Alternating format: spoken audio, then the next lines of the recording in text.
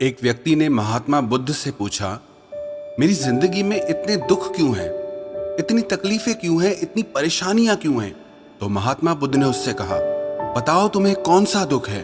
उसने कहा, मैं अपने कितने दुख आपको बताऊं? मेरी पूरी जिंदगी ही दुखों से भरी हुई है। जो मेरे रिश्ते हैं उन रिश्तों से भी मैं दुखी हूँ और मेरे शरीर में भी बीमारियां होती रहती है। एक के पीछे एक दुख लगा ही रहता है। तो उस व्यक्ति ने कहा, ना मैं अपने रिश्तों से खुश हूँ, ना अपने परिवार से खुश हूँ, ना अपने मन से खुश हूँ और ना ही अपनी जिंदगी से खुश हूँ। लगता है ऐसी जिंदगी से अच्छा है कि मैं मर जाऊं, कोई मतलब ही नहीं जीने का। तो महात्मा बुद्ध ने उस व्यक्ति से पूछा कि बताओ कि तुम्हारे इन सारे दुखों का क्या कारण है? तो वो व्यक्ति महात्मा बुद्ध से कहने लगा कि मैं आपके पास इसीलिए तो आया हूँ कि आप बताओ मेरी जिंदगी में इतने दुख क्यों हैं? इन सब का क्या कारण है? महात्मा बुद्ध ने उस व्यक्ति से कहा, जरा गहराई से सोचो, विचार करो, देखो कहाँ है तुम्हारा दुख? क्या कारण हो सकता है तुम्हारे दुख का? उस व्यक्ति ने बहुत सोचा, पर जब उसे कुछ समझ नहीं आया तो बुद्ध ने उसे उत्तर दिया कि तेरे सारे दुखों का कारण तू ही है। तेरे मन की आसक्ति है, तेरे मन का मोह है। बुद्धा का एक प्रसिद्ध कोट है जो आपने भी सुना होगा, the root of suffering is attachment.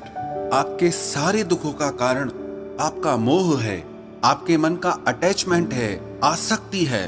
तो उस व्यक्ति ने बुद्ध से कहा कि मैं समझा नहीं कि मेरे मन का मोह हर दुख का कारण कैसे हो सकता है। तो महात्मा बुद्ध ने उसे 3 छोटी छोटी कहानियां सुनाई। पहली कहानी, एक व्यक्ति पेड़ से चिपक कर चिल्ला रहा था कि कोई मुझे बचाओ, कोई मुझे इस पेड़ से छुड़ाओ, इस पेड़ ने मुझे पकड़ लिया है। तो वहां से एक गुरु और शिष्य गुजरे। उस शिष्य ने अपने गुरु से कहा कि गुरुदेव, इस आदमी की मदद करनी चाहिए, ये इस पेड़ से चिपक गया है, इसे छुड़ाना चाहिए। तो उसके गुरु ने अपने शिष्य से कहा कि इसकी मदद कोई नहीं कर सकता। तो वो शिष्य हैरान होकर पूछने लगा कि ऐसा क्या है कि इसकी कोई मदद नहीं कर सकता? तो गुरु ने कहा कि इस व्यक्ति ने खुद ही पेड़ को पकड़ लिया है, और जिस इंसान ने खुद किसी चीज को पकड़ा हुआ है उसे कौन छुड़ा सकता है, उसे कौन बचा सकता है? ऐसे ही बुद्ध ने कहा कि तुमने भी सारे दुखों को खुद ही पकड़ा है कि ये मेरा है, ये छूट ना जाए, ये मेरे पास रहना चाहिए, ये मुझे मिलना चाहिए, और तेरे सारे दुखों का कारण ये मैं और मेरे का बंधन है। फिर बुद्ध ने उसे दूसरी कहानी सुनाई कि जैसे एक मकड़ी वो खुद ही जाला बुनती है, और जाला बुनते बुनते एक दिन ऐसा आता है कि वो उस जाले में खुद ही फंस जाती है। वो चाह कर भी उस जाले से बाहर नहीं निकल पाती है। ऐसे ही तूने भी अपनी जिंदगी में कितने ही रिश्ते बनाए हैं, कितनों से मोह लगाया है, कितनों को अपना माना है, और उनमें मोह रखने के कारण आज वो तुझे दुख दे रहे हैं। सारी दुनिया में कुछ भी होता रहे, हमें दुख सुख नहीं होता है। हमें दुख सुख कब होता है? जब हमारे अपने के साथ कुछ होता है या हमारा अपना हमारे साथ कुछ करता है। फिर महात्मा बुद्ध ने उसे तीसरी कहानी सुनाई कि शहद से भरे एक पात्र में एक उड़ती हुई मक्खी घुस जाती है। उस शहद के मीठे रस में उसे बहुत आनंद आता है, वो बहुत प्रसन्न होती रहती है, और अगर वो चाहे तो थोड़ा सा शहद का रस लेकर के वहां से उड़ सकती है। लेकिन वो उस रस में इतना डूब जाती है, इतना खो जाती है कि वो वहां से उड़ना ही नहीं चाहती, और उस रस को लेते लेते उसके पंख उसी शहद में फंस जाते हैं। फिर जब तक उसका पेट भरता है वो बुरी तरह से उस शहद में फंस जाती है। फिर वो वहां से निकलने की बहुत कोशिश करती है, आगे जाती है, पीछे जाती है, दाएं जाती है, बाएं जाती है, पर वो वहां से उड़ नहीं पाती है, वो फंस जाती है उसी में ही। ऐसे ही तूने भी अपनी जिंदगी में जिन रिश्तों में आनंद लिया, सुख लिया, शुरू शुरू में तो तुझे बहुत सुख आया, और आज वही रिश्ते तुझे दुख दे रहे हैं। ऐसे ही जब कोई व्यक्ति जब स्वास्थ्य की परवाह ना करके स्वादिष्ट रसों के पीछे पड़कर कुछ भी खाने लगता है तो आगे चलकर उसका शरीर खराब हो जाता है, उसके शरीर में रोग आ जाते हैं।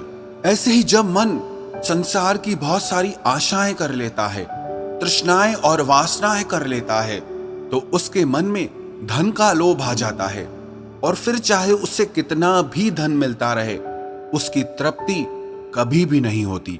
वो हमेशा धन से अतृप्त रहता है और फिर इससे उसके मन में दुख का जन्म होता है।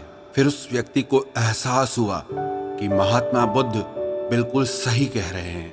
यही वजह है मेरे सारे दुखों की। मेरे सारे दुख मेरी ही वजह से पैदा हुए हैं, मेरे ही मन के मोह से, अटैचमेंट से पैदा हुए हैं। फिर उसने महात्मा बुद्ध से दूसरा प्रश्न किया कि आपने मुझे कारण तो बता दिया, अब मुझे इसका उपाय भी बताइए। महात्मा बुद्ध ने कहा, अगर तुम सारे दुखों से पार होना चाहते हो तो अपने मन को मोह और वासनाओं से ऊपर उठाकर प्रेम और संतोष से भर दो, क्योंकि जिसके हृदय में प्रेम और संतोष का दिया जल गया, उसके मन से मोह और वासनाओं से जन्मे हुए दुख का सारा अंधकार ही दूर हो जाता है। हालांकि ये बात कहने में बहुत आसान है, लेकिन करना बहुत मुश्किल है।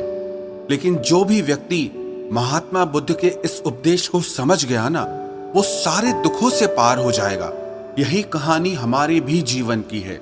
हम खुद ही रिश्ते जोड़ते हैं और बाद में खुद ही रोते रहते हैं। हम खुद ही प्रेम बढ़ाते हैं और बाद में खुद ही दुख पाते हैं।